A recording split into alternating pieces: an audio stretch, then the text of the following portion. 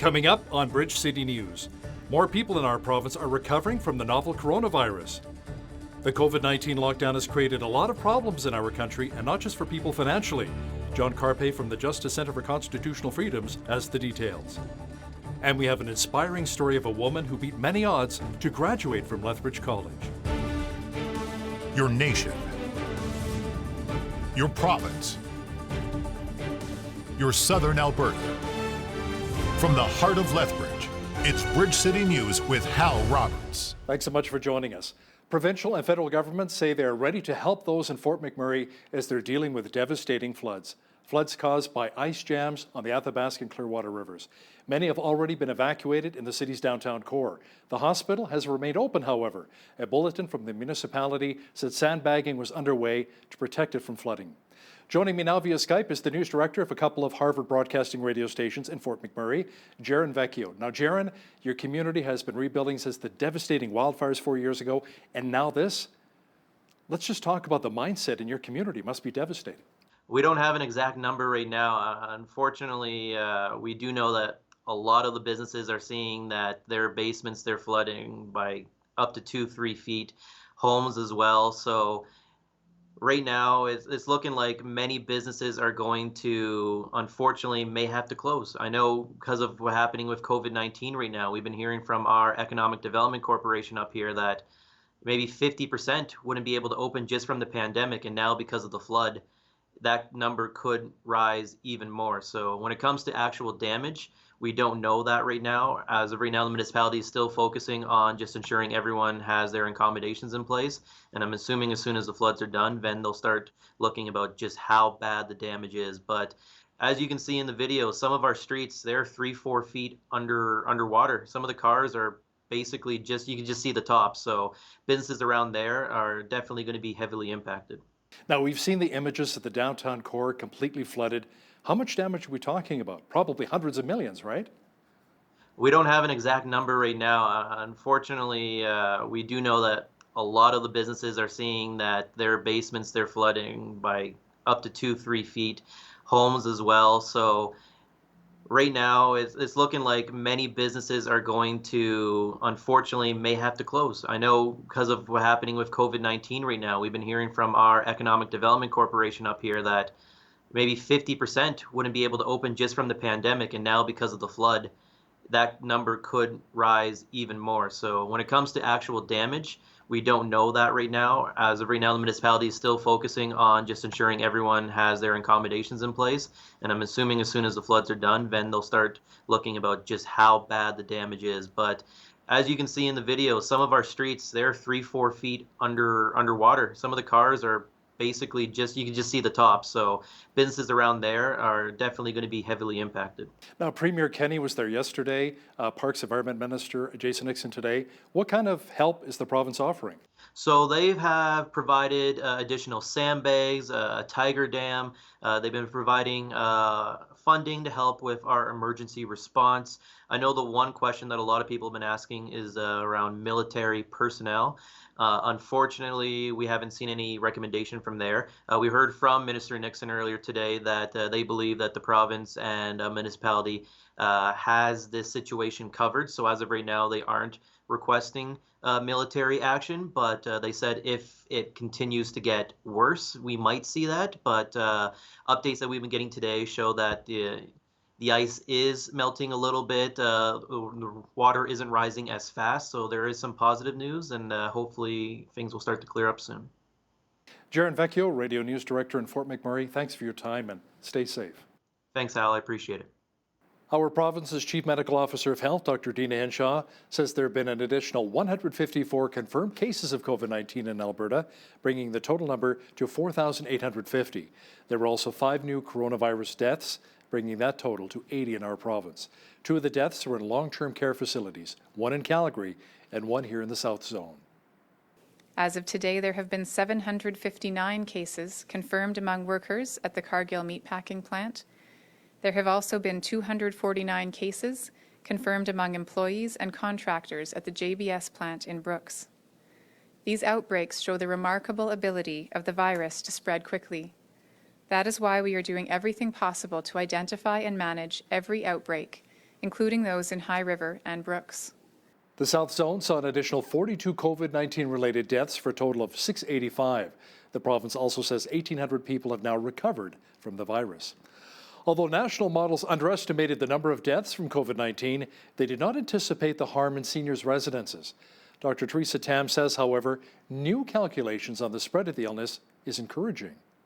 Until the epidemic is over, you actually don't know the true case fatality rate as the sort of denominator and the numerators, it changes over time. So these are kind of dynamic, but until you actually get to the bottom of the epidemic, you actually don't know. So right now, of course, we think we're in that green zone. This is the projection as of now. But I think it depends, on what actually happens in long-term care homes, for example. I think all province and territory is trying very hard to bring any outbreaks under control. A retirement community in Lethbridge is spreading joy among those who are most vulnerable during this pandemic. Adaptacare Personal Care Homes is organizing activities for their residents. BCN's Loris Alexander explains how it is helping them in more ways than one. We are a community in itself here. The moment we welcome residents in our facility, they're like family to us. So we, as management, may recognize that the staff are really essential to them, even though they're isolated, like how they care for them, their attitude towards providing cares and all of that. That's why when Adaptacare residents were homebound for health and safety reasons, the staff devised a plan to entertain their seniors. I posted a call for action from the community to different groups or forums online, so we receive letters. So just a simple greetings to uplift our seniors. With the support of Florado and help from the community, Abilena is hoping to gain momentum by collecting more letters, performances, and artwork. We are continually asking the community to send out letters, cards, to just make our residents be happy and making sure that people from the outside world are checking on them, wishing them good health and be strong. And also we want the community to step up. I know there's a lot of creative performers out there. I'm still waiting for performers to come outside this facility to perform, and we can have our residents look from the second floor and watch them. For Bridge City News, I'm Loris Alexander. Close to 80% of businesses in the Lethbridge region have noticed a reduction in sales. Now, that's according to a survey conducted by the Economic Recovery Task Force. Ainsley O'Reilly explains why some businesses are actually thriving during a difficult time for so many. It can be discouraging hearing about all of the businesses struggling during COVID-19. But there's one industry in Lethbridge which is actually hiring. Landscaping and home renovations. For having work, we're very busy. We're booked for the next couple months, so it hasn't affected the workflow. It hasn't affected us whatsoever. I have one job that they've want to wait till June on, but I have work till July already anyway. Like any industry, changes must be made to accommodate social distancing. This isn't always easy for these workers. Sometimes it's a little hard if you have something heavy to lift and you need to be close together. We're trying to improvise and keep our safe distances. Use good practices as far as sanitizing, etc. But when we do interior work, we don't have more than one trade in the house, and if we're working in there, we try to limit how many staff are inside the house. Dean Jenkins, co-owner of Jenkins Contracting, is empathetic towards businesses that have been hit the hardest because of this pandemic. Like there's businesses, restaurants that are just completely shut down, and they have a rent to pay or a mortgage, and they're in a lot worse situation than I am, and I wish and hope for them that things will get better quickly so that things can get back to some kind of normality. For Bridge City News, I'm Ainsley O'Reilly. Now that the Great Escape Lethbridge has temporarily closed because of COVID-19, the company has moved to online games for families and friends to enjoy. As Micah Quinn explains, all you need to participate is to print out the documents at home and have a Zoom account. The Great Escape Lethbridge is temporarily closed due to COVID-19, but now the company has made the switch to online game puzzles. Now we've moved on to doing a print-at-home game that people can get on our website. And so it's really easy. It's just a set of PDF documents that you download and print. And you can play over Zoom with your friends as long as they can access documents too, or you can play with your family at home. The game provides clues that you have to decipher. The purpose of the game is to find out what happened to a team of scientists who vanished on a research base in the Arctic in 1973. So what you're doing throughout the game is you're going through their case files and their field notes in which they've left a trail of codes and clues to let you know what happened to them. And you'll slowly kind of discover there were some strange phenomena going on the research base, maybe some extraterrestrial intervention and things like that. 3 friends, Matt Nand, Nick Boots, and Nick Lowen, tried out the game on Zoom. Okay, so 180, right? So north is supposed to go west, right? Champagne says the Great Escape Lethbridge has another game in the works and that there has been good feedback so far. It's really great to see support from the community because we're a local business. Melody Champagne says that the Great Escape Lethbridge will keep on releasing game puzzles as long as people are interested, and she says that the company is very excited to see where this could go in the future. For Bridge City News, I'm Micah Quinn. Tiffany Weaselhead, her husband Casey, and their 4 children were struggling to make ends meet with no end in sight. But she had an idea, a way out, and she wanted to go back to school. Tiffany is now a recent graduate from Lethbridge College. My children were getting older, and I felt like as much as I was providing for them, I always wanted to give them more. So the only way I knew how was I needed to get an education. So I talked with my husband, and it was a quite lengthy conversation because it would mean he would have to give up his job because we had a 2-year-old at the time. From when I first started at the college to now, I did a complete 360, and I just find like I've grown so much. I like it not only as a person, but like as a mother, as a wife, as a family member. Weaselhead says she would like to become a clinical psychologist in the future and open her own practice. We wish her the best of luck. BC's Provincial Health Officer, Dr. Bonnie Henry, says her province is close to easing province-wide COVID-19 restrictions.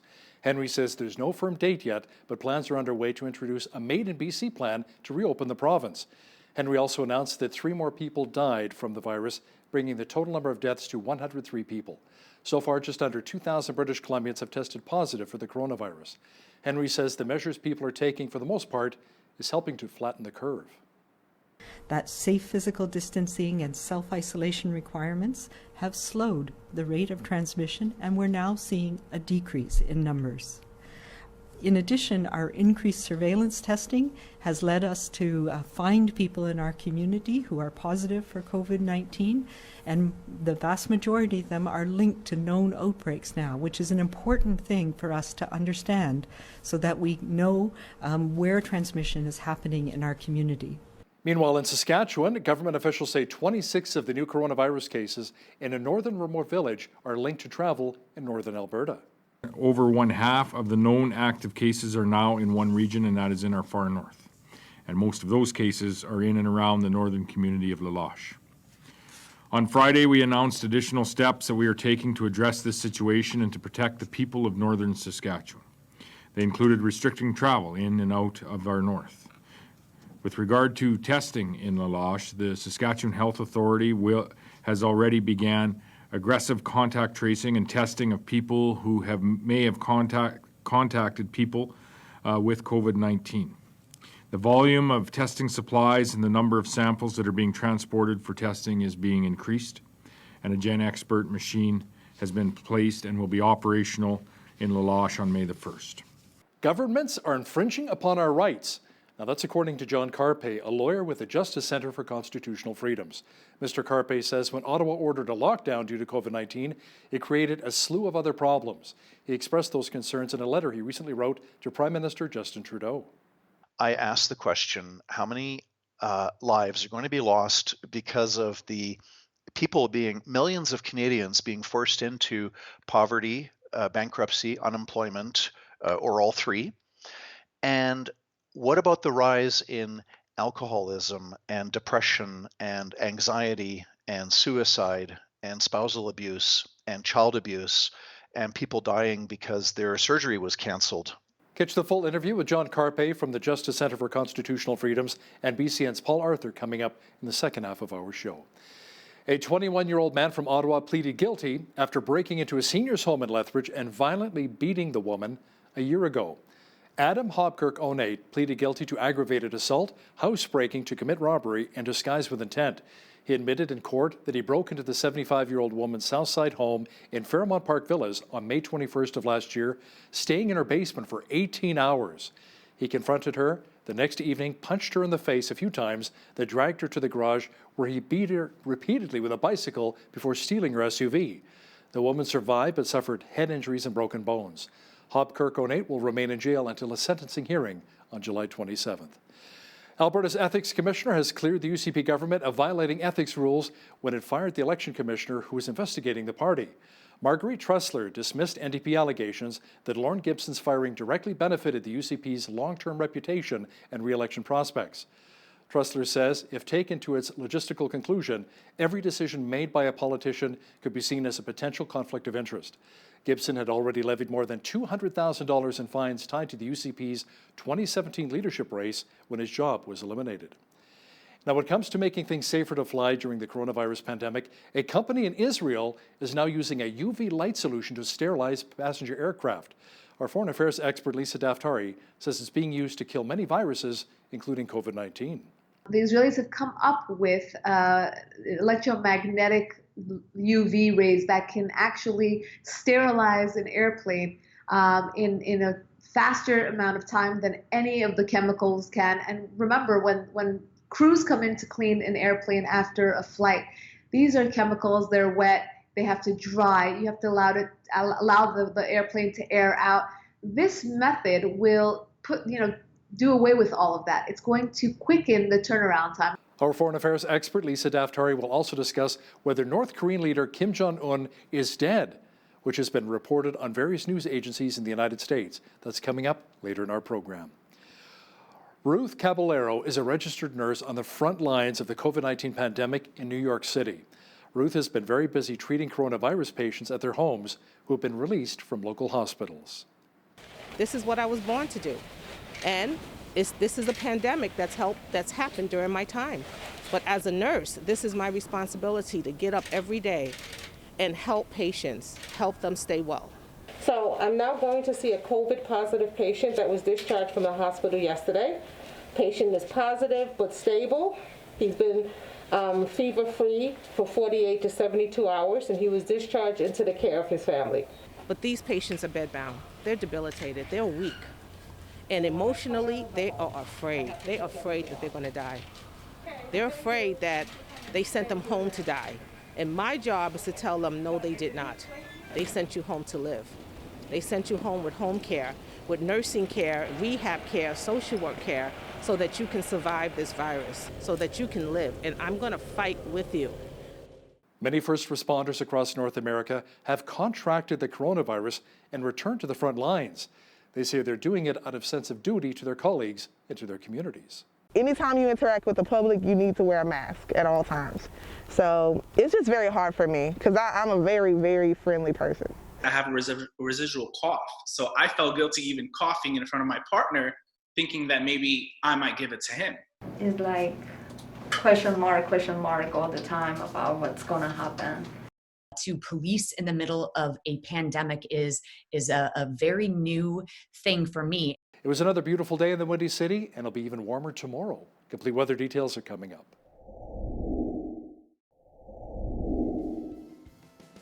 Lots of sunshine and warm again today, and that trend should continue this week. Jeanette Roche is here now with all of the weather details. Jeanette, is it a good time to start barbecuing? Yeah, barbecuing or anything summer related, I would say it's time to get out there and start doing it. Tonight, our overnight low 6 degrees. We could see a westerly wind gusting to 50 at times. We're going to see some clear skies, and it's going to have some increasing clouds later on in the evening. But into tomorrow, we're going to see clear skies with some scattered clouds later on in the day, and 22 degrees is going to be the high, a UV index of 7 or high, and then the overnight low 11 degrees into into tomorrow night. Also, we're not going to see as much wind as we have lately. So that is a great sign, a great time to get out and do something. Over the next 5 days, we're going to be seeing highs of 20 degrees on Thursday, 18 on Friday with the lovely sunny skies. Saturday, a mix of sun and cloud with a high of 20 degrees. We could see increasing cloud on Sunday with a high of 17. We're going to be seeing a chance of showers coming in Sunday night and into Monday. We're going to be seeing some showers with a high of 12 degrees there. But still, I'd rather take the rain than the snow. We are reaching higher than average highs for this time of year. The almanac tells us the average high this time of year should be around 15. We're definitely higher than that. Look at that overnight low on average is 1 degree. We're definitely higher than that as well. The high temperature on this day was back in 1939. It was 31 degrees. And the chilliest day was -11. That was back in 2005. The sun rose at 6:13 a.m. and it set at 8:46 p.m. That is our sunset tonight on Tuesday night. As it's getting later and later as we're seeing the sun go down, meaning summer is coming. I'm definitely ready. Chance of showers on the west coast tomorrow. Victoria's high 13. Same thing for Vancouver. We're going to see sunshine up in Edmonton, high of 21 tomorrow. 19 degrees is the high in Calgary with increasing cloud. Lots of sunshine across Saskatchewan with a high of 20 degrees. 22 degrees is the high in Regina, and over in Winnipeg, they're finally going to be seeing some sunny skies again after all the showers that they had today. 17 is the high there. Now over in Toronto, they're going to be seeing a 30% chance of showers on Wednesday, high of 10 degrees. 16 is the high for Ottawa. Same thing for Montreal, increasing clouds in Montreal. They could see a chance of showers over in Ottawa. Looking at the east coast here, Fredericton, sunshine, 13 degrees. Halifax could see that mix of snow and rain, kind of yucky weather there. 10 degrees is their high. Charlottetown, 6 degrees is their high. Finally, they're out of that snow range. And St. John's, Newfoundland, their high is 3 degrees with clouds. There you go. That is your forecast. Today's weather highlights are brought to you by Dan's LA Carpet Cleaning. Residential and commercial carpet and furniture cleaning since 1989. CN Rail has withdrawn its profit forecast for the year due to uncertainty from the COVID-19 pandemic. Canada's largest railway says it is scrubbing its 2020 guidance along with the 3-year targets it outlined in June.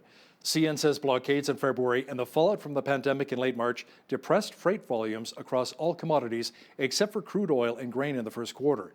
Net income fell 22% year over year to $786 million, while revenues remained flat at about $3.55 billion in the quarter ending March 31st. Porter is the latest Canadian airline to announce new flight cancellations due to COVID-19. The Toronto-based carrier says flights will be suspended for another 4 weeks or until June 29th. Porter stopped flying March 21st as demand plummeted due to travel restrictions imposed to slow the spread of COVID-19 and rising public health concerns. WestJet last week canceled about 18,000 flights through June 4th due to record low passenger numbers. Air Canada, meanwhile, canceled all flights to the United States for 30 days. The CEO of Boeing says it will take years for his company to return to levels seen before the COVID-19 pandemic, which has slowed air travel and led to airlines parking 2,800 jets. David Calhoun says it's difficult to estimate when the situation will stabilize. He said, however, when it does, the commercial market will be smaller and customers' needs will be different. Boeing was in crisis before the pandemic. The grounding of its best-selling jet, the 737 MAX, after 2 crashes that killed 346 people, sent the company spinning last year to its first money-losing year in 2 decades and battered its reputation. Foodora has filed a notion of intention to stop operating in Canada on May the 11th. The Berlin-based food delivery app says the decision was made because it has been competing against strong rivals and operating in a highly saturated market.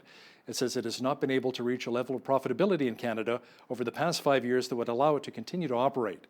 The business operated in 10 Canadian cities and had racked up 3,000 restaurants on its platform. Now, here's a look at today's markets. The TSX was up 156 points to 14,798. The Dow was down 32 to 24,101. The S&P 500 was down 15 points to 2863, and the Nasdaq was down 122 points to 8607. Oil was up 49 cents to $13.27 per barrel. Natural gas was down 2 cents to $1.79. Gold was up $1 to $17.0880 an ounce, and silver was down 3 cents to $15.13 an ounce.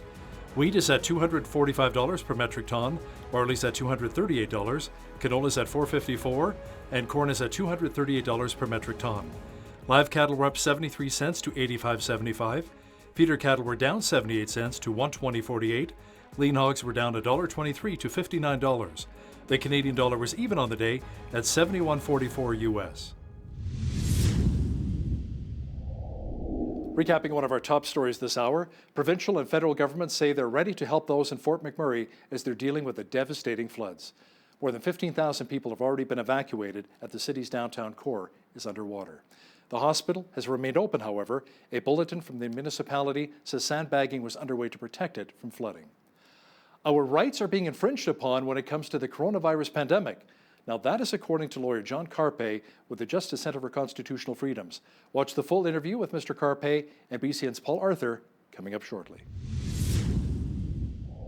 By now, we are all frustrated with the government COVID-19 restrictions. Many believe they are reasonable in light of the pandemic, but others do believe that there's a fair bit of government overreach with this. Could some of these restrictions even be inadvertently causing deaths? Our guest today joins us from Calgary. John Carpe is the president of the Justice Centre for Constitutional Freedoms, and you can check out their website for some very interesting podcasts on this topic here as well, jccf.ca.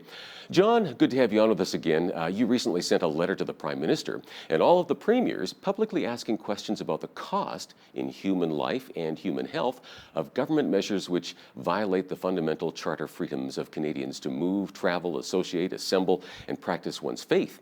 Now, just to clarify, you are not necessarily against appropriate restrictions to combat COVID-19, right? But you believe that there has been some government overreach, correct? Well, absolutely. We should take reasonable, appropriate measures to protect the vulnerable, which sadly politicians have not done because the COVID has been running rampant in the nursing homes.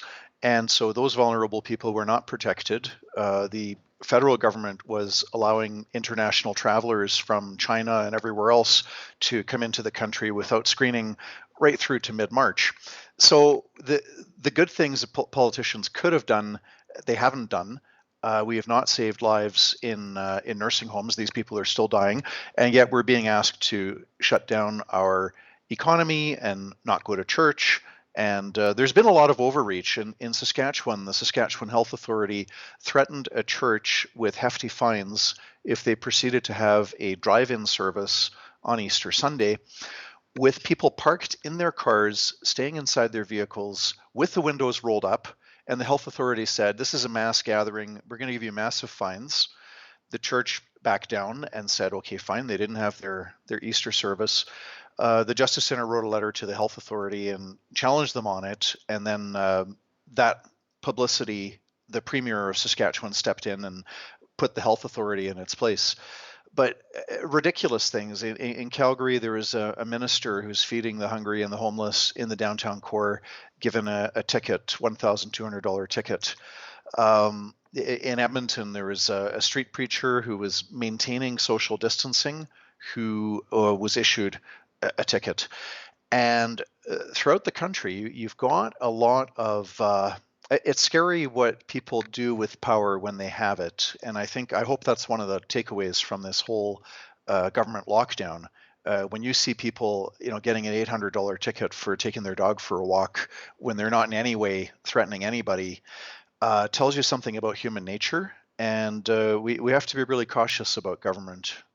Yeah, it's almost like we're giving up our freedoms a little bit too easily here. Now, I do get it that there's a fear factor. I think that's a big part of this, of course. When we're fearful, we tend to freeze up and say, oh, I guess Big Brother knows best. Well, not necessarily. Well, as an example, right? here in Alberta, Jason Kenney has twice compared COVID to the Spanish flu of 1918 to 1920. The Spanish flu of 100 years ago killed at least 20, probably 50, and some historians say as many as 100 million people Okay, COVID is killing thousands of people around the world. The Spanish flu killed millions of people around the world, and it killed healthy young adults ages 20 to 40. It was not one of these, push you over the edge if you already have emphysema and pneumonia and terminal lung cancer, and then along comes the flu and pushes you over the edge, because that in fact happens every year all over the world. But this was killing millions of healthy young adults. And so Premier Jason Kenney of Alberta has twice compared COVID to the Spanish flu. And now people are staying away from hospitals and because they're scared to go see their doctor. So the politicians have really whipped us into a panic, and people are not getting the medical care they need. Now, the hospitals, which were supposed to be flooded, this is supposedly why we're doing all of this, is to prevent the hospitals from getting flooded with a wave of patients. And now the hospitals are sitting half empty. Yeah, it is fascinating to see, again, the models that they used are turning out a lot lower than what they're predicting. Now, that's good news in one sense, but are there, again, some unintended consequences with this? You just alluded to some of those. Now, you say that under the Charter, elected leaders are required to give very serious consideration to the number of lives that will be lost as a result of the social isolation and the economic devastation that Charter-violating government measures against COVID-19 are inflicting on Canadians. So unpack that a little bit. You just touched on that there, but this is actually fairly significant, isn't it? Well, how the Charter works is that whenever politicians violate a right or a freedom, so if they infringe on, religious freedom, freedom of assembly, freedom of association, freedom of expression, anytime there's a violation, the onus is on the politicians to justify that violation as reasonable and as demonstrably justified in a free and democratic society. And so what's happened with all the Charter violations with the COVID and the lockdown, the shutdown, we've had massive violations of our freedom of conscience, freedom of religion, freedom of assembly, freedom of association, massive violations of these Charter, freedom to move, freedom to travel, also Charter freedoms, massive violation. Politicians have said, well, we're doing this to save lives. Okay, fair enough. That could be a good reason. Now, politicians have to consider not just the lives that might be saved by their measures, which appear to be very few because politicians have failed horribly on protecting people in nursing homes, but they have to point not only to the lives that will be saved by violating our freedoms, but also what is the cost in human life. And so I've written to the Prime Minister, to all the premiers, this about 2 weeks ago. I asked the question, how many lives are going to be lost because of the millions of Canadians being forced into poverty, bankruptcy, unemployment, or all three? And what about the rise in alcoholism and depression and anxiety and suicide and spousal abuse and child abuse and people dying because their surgery was canceled? In Alberta and other provinces, they've just declared, unless it's an emergency surgery, we're canceling your surgery. So how many thousands or even tens of thousands of Canadians have had their surgeries canceled in the last 6 weeks that were medically necessary scheduled surgeries? If I could just jump in there for a second, just to play devil's advocate here as well, and there are people watching saying, well, hold on a second, John. Okay, is there any evidence, to back up what you're saying? It is certainly thought-provoking what you're saying. Are people dying? Are they committing suicide, and so forth because of the economic pressure, the isolation and so forth, or again, elective surgeries, as we've heard, are being, postponed. Is anybody actually, dying from those? What would you say to them? That the politicians need to do the thinking on this. It's not up to the citizens to explain the costs and the benefits of government measures that violate our Charter freedoms. The onus is on the government to justify it. And there's not a single premier in Canada, and certainly the Prime Minister, as far as I can tell, has not given a moment's thought to the number of lives that will be lost because of the unemployment and poverty and bankruptcy. And even thinking long term, we all want a good healthcare system.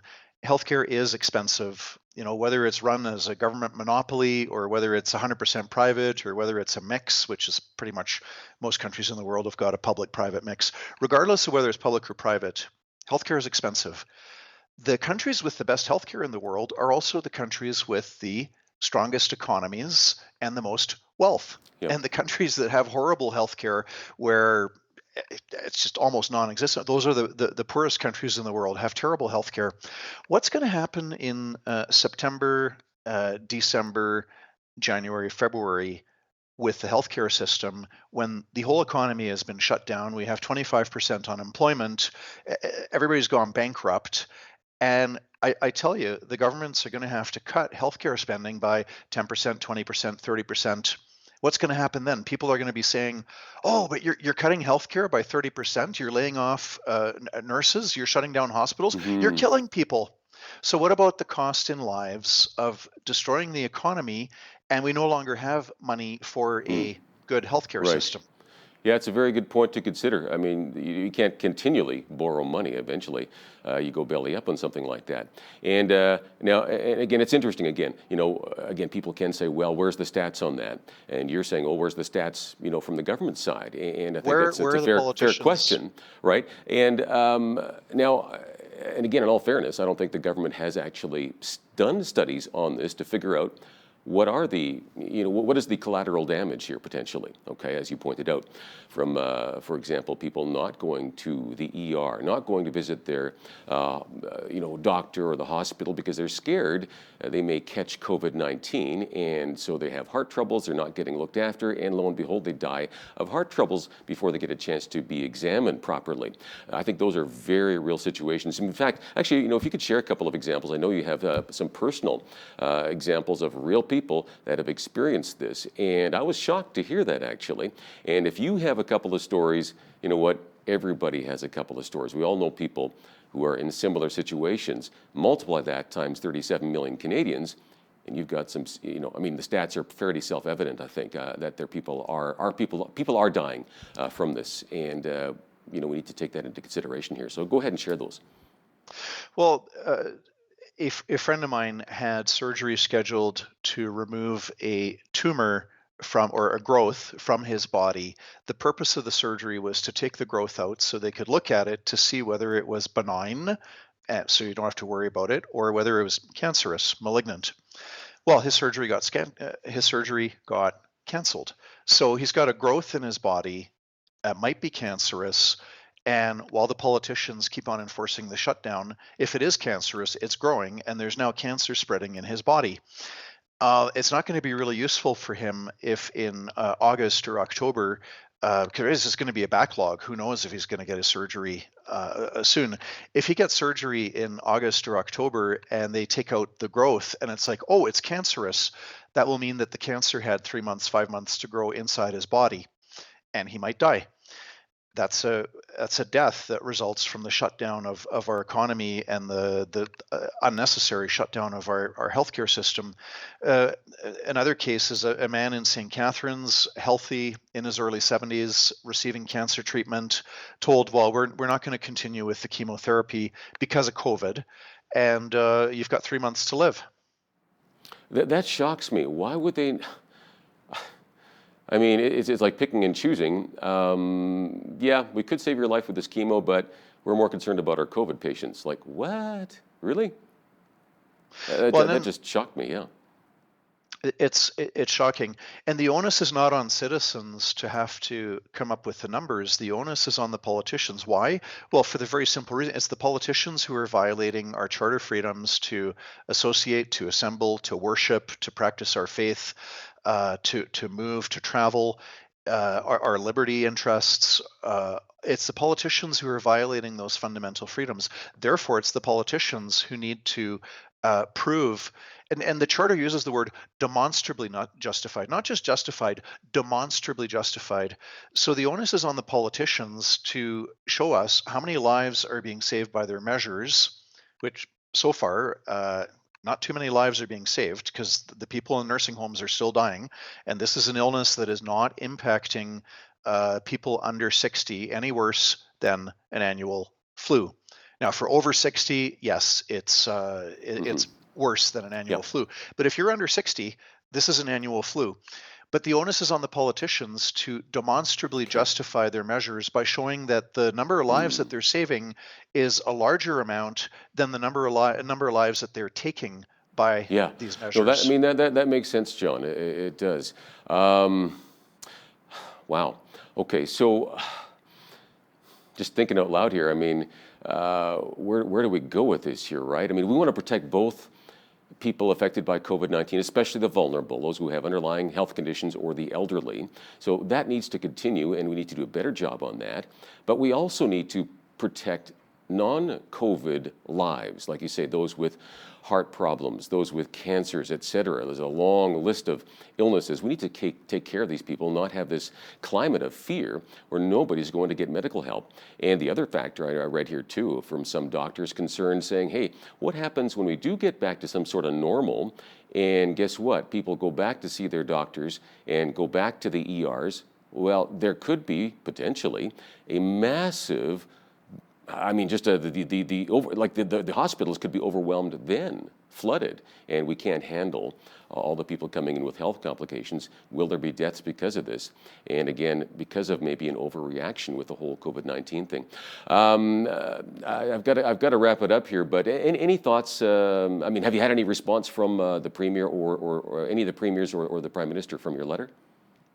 Well, not yet, but I am getting a lot of response from people that have read the letters to the prime ministers and the premiers, and citizens should contact their MP, their MLA, and say, look, the politicians have the responsibility of demonstrably showing that these lockdown measures are saving more people than what they're killing.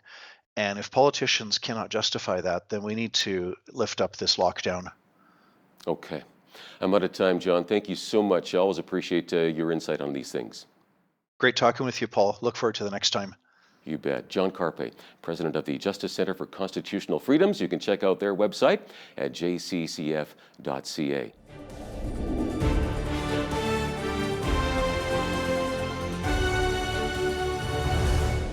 There are reports that North Korea's leader Kim Jong-un is dead and his sister is taking over as dictator of the communist regime.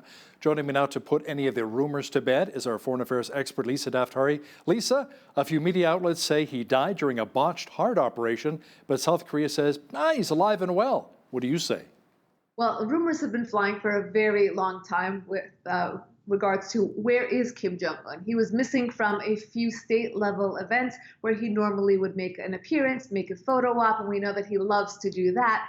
And he's been missing, and the rumors have been circulating, and he has not come out to dispel those rumors. So two media outlets, the New York Post and TMZ, who aren't usually the ones to, they're reputable media outlets, but they're not usually ones to break news, especially foreign affairs, came out and said that a Hong Kong news outlet has a source close to the situation and says that he in fact died from complications from a botched heart operation that occurred a few weeks ago. So, what are we to believe? Now, South Korea says, no, we have sources inside that tell us he's just fine. And on the other hand, no one has come out to say, well, here he is, he's fine. So the rumors still continue to circulate. I mean, many will say there has to be something wrong with him, and that's why he's not coming on camera. That's why we don't hear anything from the regime.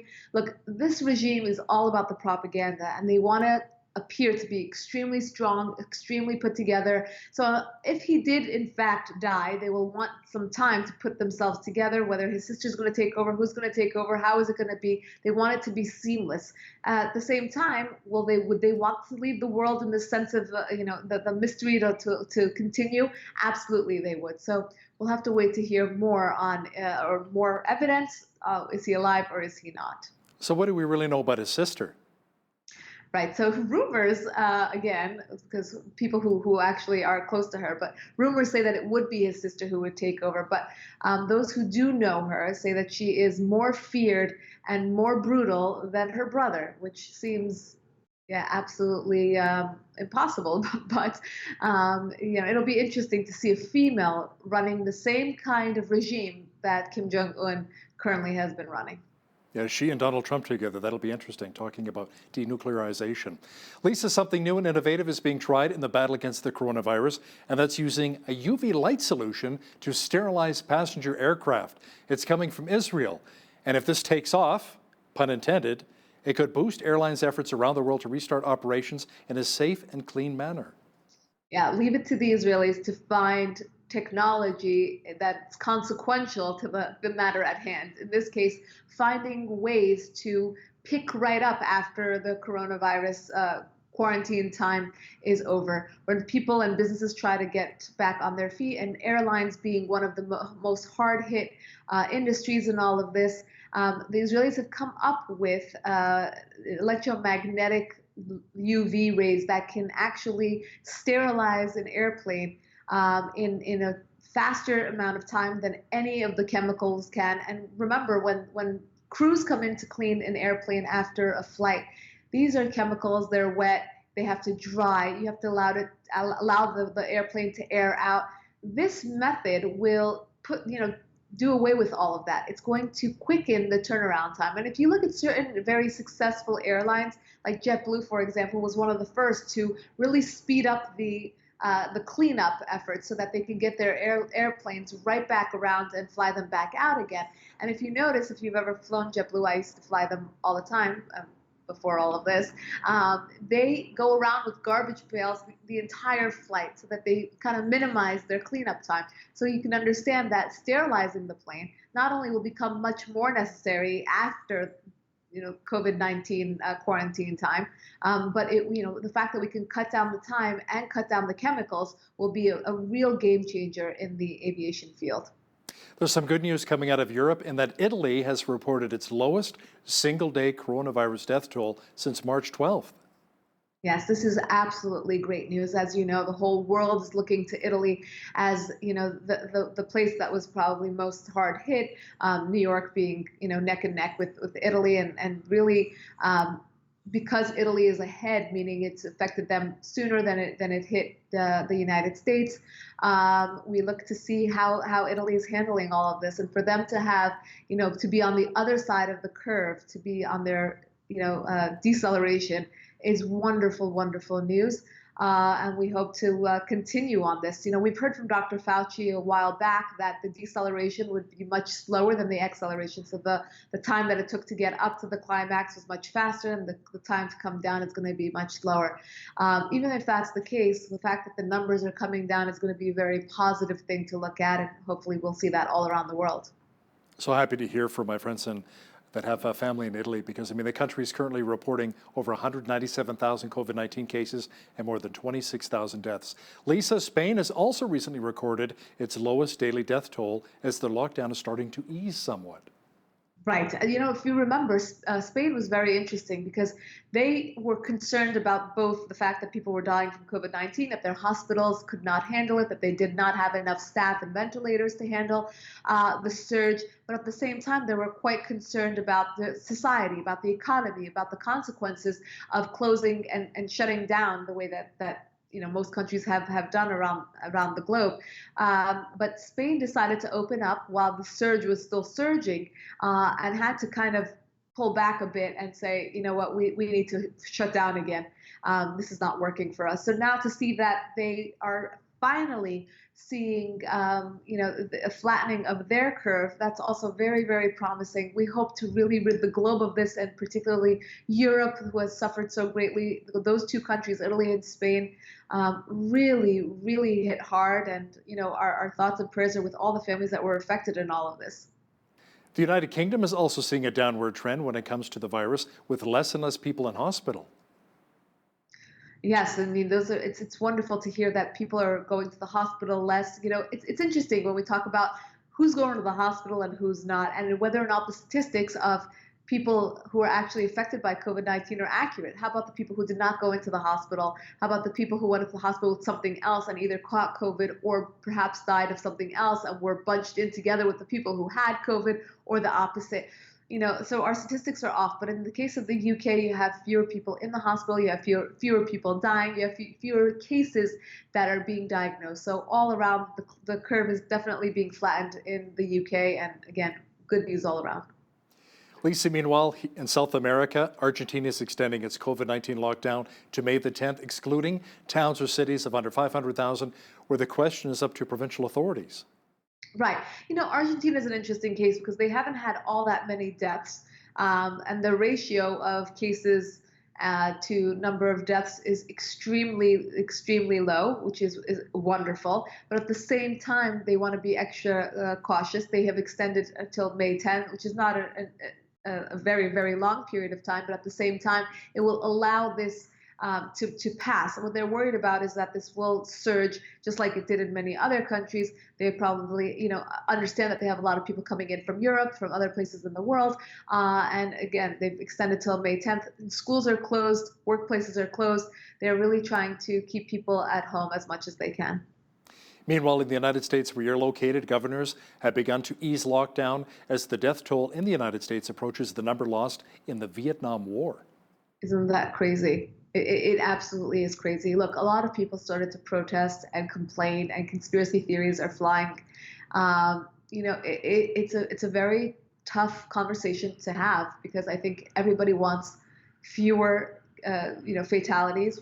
People don't want people to die from COVID-19. If you live in one of the major cities, you almost definitely know someone who was affected by the disease. But at the same time, there are other consequences. There are businesses that are failing. There are businesses that have said they're not going to reopen. They're going out of business. Mom and pop shops, people who can't make a living, people who are service oriented, people who know that they cannot go back to business as usual even when the country reopens. So because of this, I think governors are in a very, very difficult position to handle both crises at the same time, the COVID-19 crisis and the economic fallout of all of this. So I think places are, different states are looking at their numbers. They're looking at how dire the situation is, whether they can open safely, whether they can control the masses. Look, it's very difficult to quarantine people, have them stay at home, and then open the economy, not expecting everyone to just run out.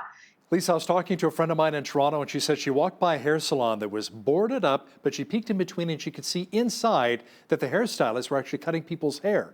It's almost like they were doing it in hiding during the coronavirus pandemic and the medical shutdown. Now, German authorities are running sting operations there where they're shutting down underground hair salons that are operating during the pandemic. What's going on with our world here?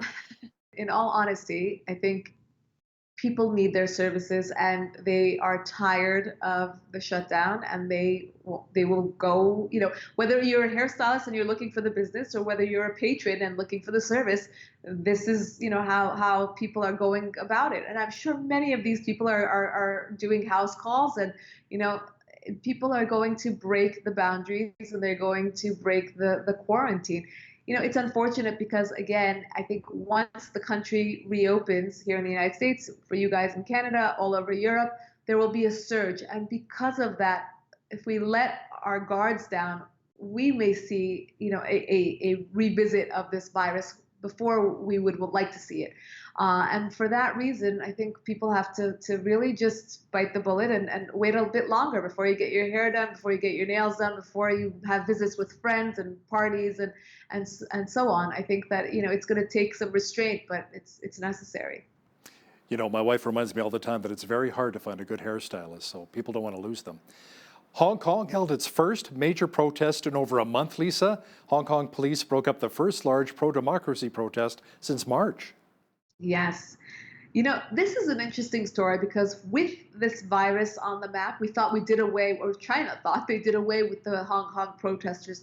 That was the Achilles heel of the Chinese government, to deal with these protesters on a daily basis, and they were relentless. They were not going back home. And if you remember how you and I would speak about this on a weekly basis, about them getting into the universities, getting into the malls, getting into the airports, getting into key infrastructures, and really showing the Chinese government and showing the world, frankly, that they've had enough and they were not going to tolerate this anymore. And they are back. As soon as they realized that they could contain the virus, that they didn't have as many, that their numbers were looking good, they didn't have as many fatalities, they are back on the streets. And I think that, China is going to have to deal with the fact that we're going to be back to reality very soon. A story from The Guardian says Saudi Arabia is ending the death penalty for minors. Tell me more about that. Yeah, this is a very, very, very sad reality. Saudi Arabia has been called out for its human rights records across the board against women, against children, against minors, against minority groups.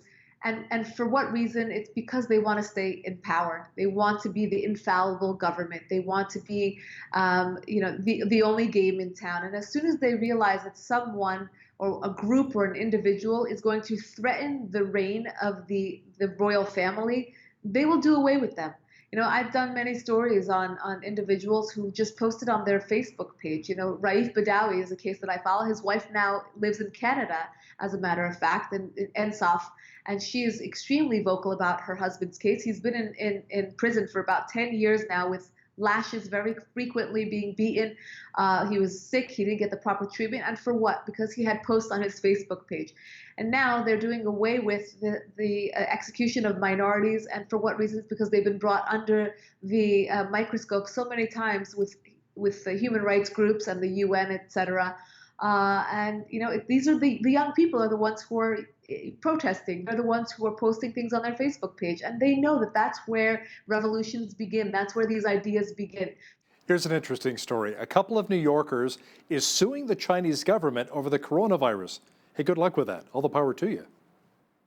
Right. It's the individuals from New York and 2 states that have gone after the Chinese government because of coronavirus. And exactly right. Good luck to you. We don't even know where this came from. Yeah, right. And we don't know how it spread. So, where are the answers? At least these cases, perhaps, because how are we going to hold them to it? But perhaps we can get some answers from the Chinese government as to where it came from. If it wasn't you, then who was it? How did it spread? If it wasn't man-made, where did it come from? How did we get here? And I think that the whole world has every right. Australia is also pushing the Chinese government for answers. And I think the more that we see this, universal push to get answers from the Chinese government, the closer we'll be, hopefully, to getting some answers. Yeah, we do need some answers, absolutely. Our foreign affairs expert, Lisa Daftari, joining me once again from Los Angeles. Thank you, Lisa. My pleasure. On behalf of all of us here at BCN, I'm Hal Roberts. God bless, and thanks so much for watching.